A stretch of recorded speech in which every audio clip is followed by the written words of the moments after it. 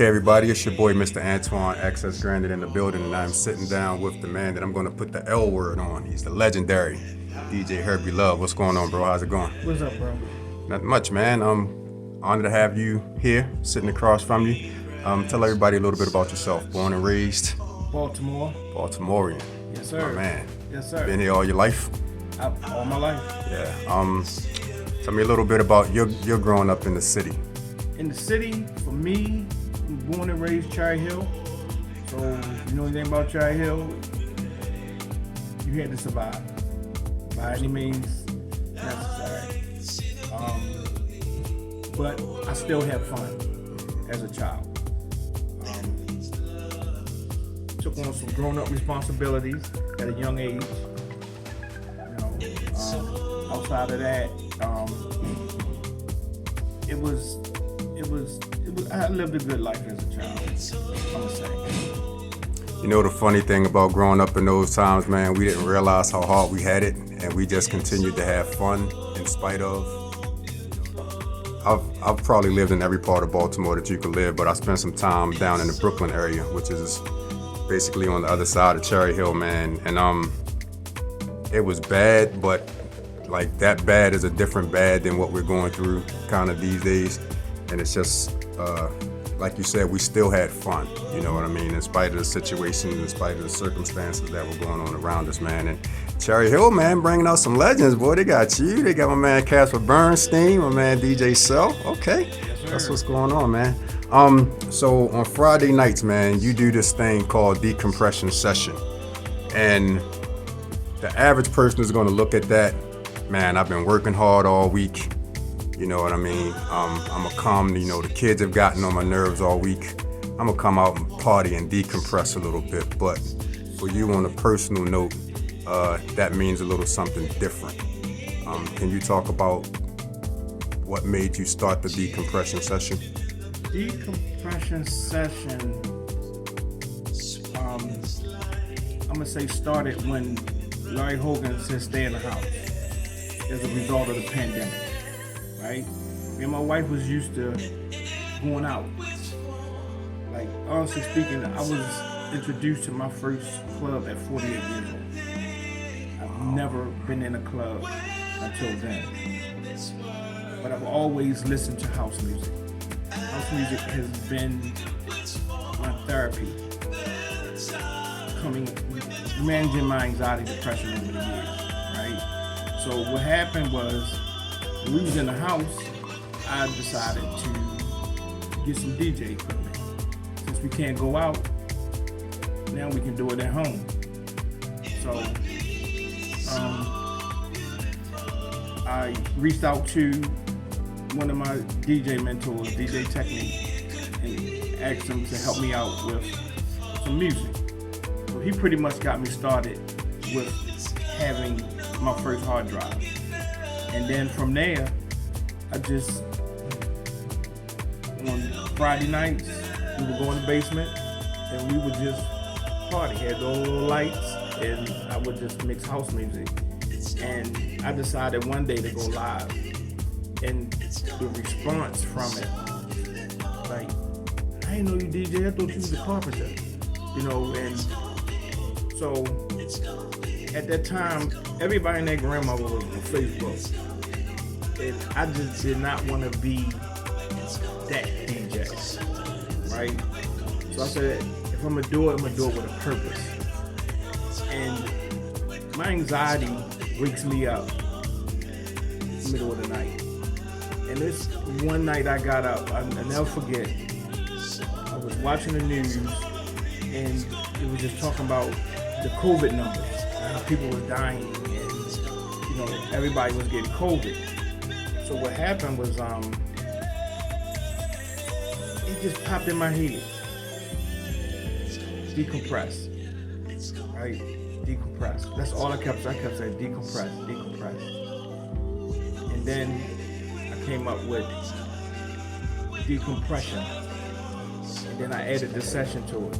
And when I tell you, when I put the two together, it was the most silliest thing at the time. But then I was watching some comedian and he was just talking about how the most silliest inventions has made people millionaires. And I said I was gonna take a risk, right? And I committed myself and I started a Twitch channel and called it the Decompression Sessions, right? And it just took off. Started out on Twitch with 5 followers. My mom, my sister, my 2 kids, and my wife. And that was 2 years ago. And they were there as much as they could while I would go live every Thursday, 8 p.m., every Thursday, 8 p.m. And I went from 5 followers, now I'm coming up on 2,000 followers. And I had a promoter to call me one day, and the restaurants, you know, the world's opening back up. So she called me up and she said, we're trying to do a Monday situation at a particular restaurant, and the world needs what you got to offer. I never imagined me coming out the basement. 1, it was still COVID.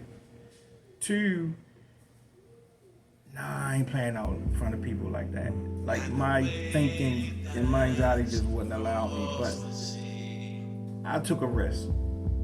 Started buying some equipment and I went at it. And it just took off.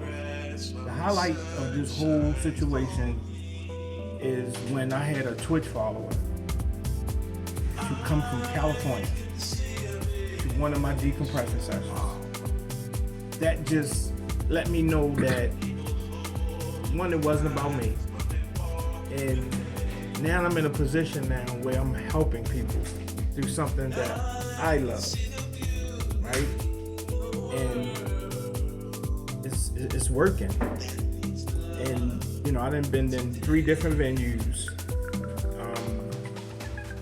and for a whole year, I did a free party. And when I tell you, me and my wife used to go at it, like it was rough, but I knew that it was bigger. I knew it was bigger. So I just stuck with it. I stuck with it. So now, you know, we're in a position now where we had to change some things. You know, we had to set it up now where we have to have an entry fee. You know what I mean? So that's pretty much how it started and where we're at today.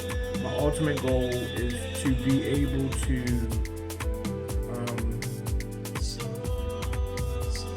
take this to a corporate level.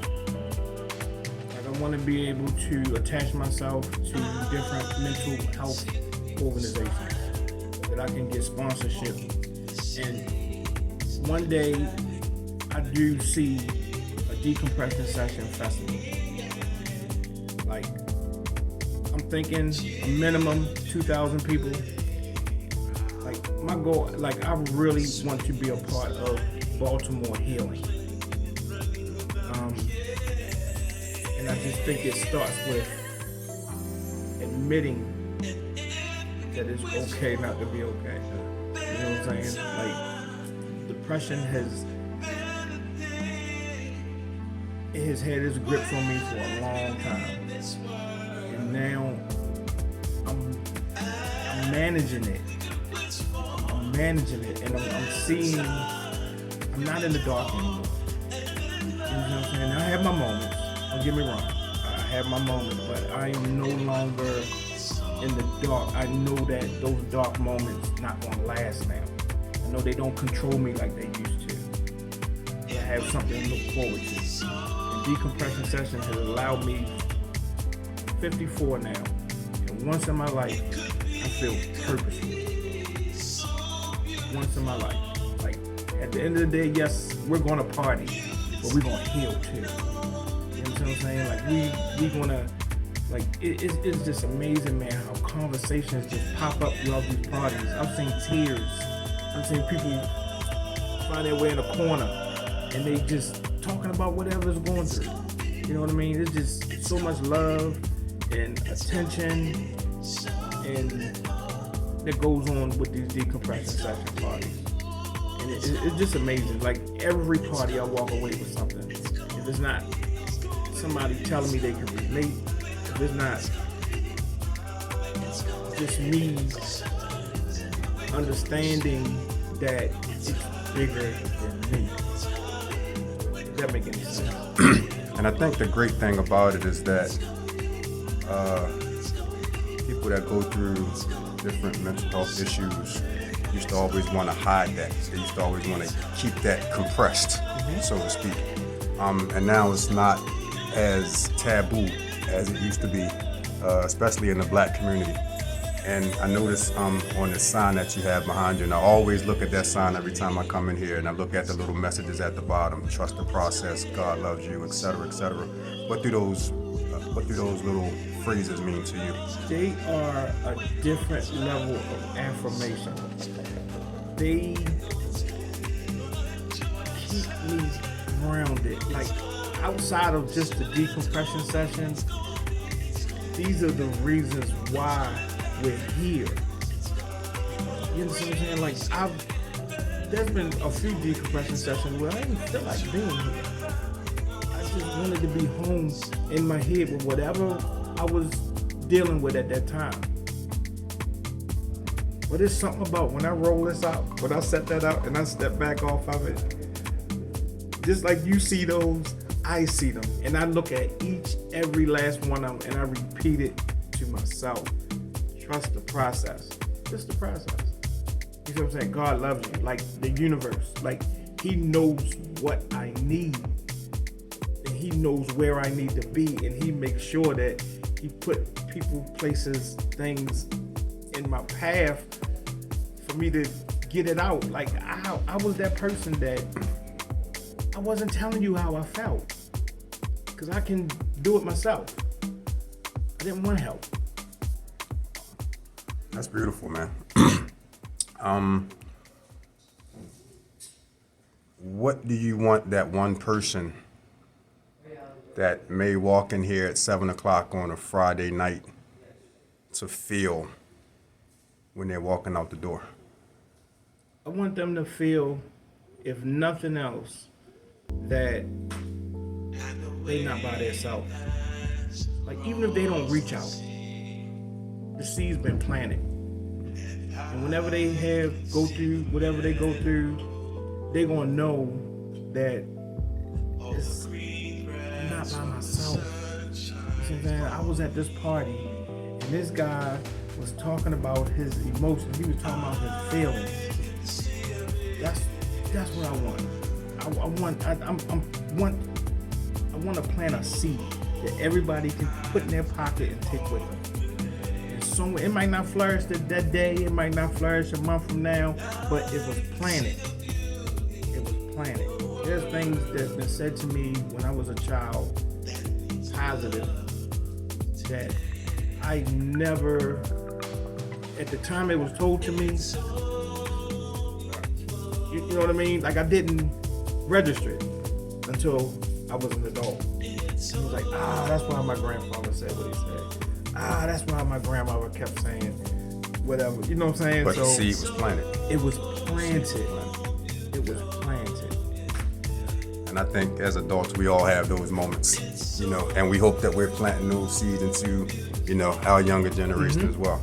And, I have a son that's about to be 25 and, he's gone through some things, depression, PTSD and stuff like that. And there's those moments where he may say something or he may do something and I'll be like, damn, he was listening. He got it even when we didn't think he was getting it, and even when he didn't get it at that very moment. And like you said, that seed is planted. Think about how long it takes a tree to grow. Exactly. How long it takes flowers to grow. Exactly. And all of the care and nurturing that you have to put into it once you plant that seed. So that's a beautiful thing, man. Yeah. I love that. Yeah. You got anything else you want to tell the people? If anything, I just want to thank the world for accepting me. Right? I'm humbled that I can express myself and people get it. Right? Like, I no longer feel like that. I no longer feel like that I have to hide my feelings or not share what I'm going through or what I'm feeling. Like, I know now that I don't have to suffer in silence as a result of Decompression Sessions allowing me to share where I'm at. That's awesome, man. I appreciate your transparency, bro. I appreciate your time. Let everybody know how they can follow you, how they can book you, other than scanning the code behind you. I'm kind of still working on that, but right now you can follow the Decompression Session page on Facebook. Don't be discouraged. It's a private page, and it's like that for a reason. But if you just accept the invite, we'll come in and accept you into the group. You can catch me on Instagram, DJ Herbie Luv.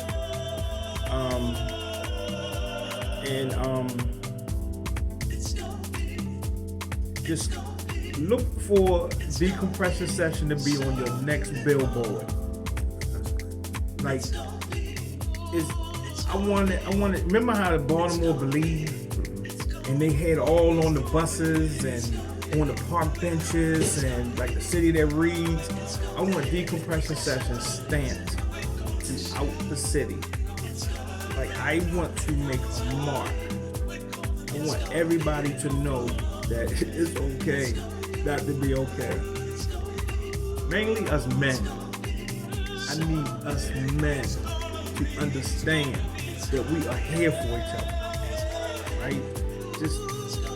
I just need us men to just let it go. Just let it go. Find somebody to talk to. Reach out to me. However, but just talk about it. It's freedom and transparency.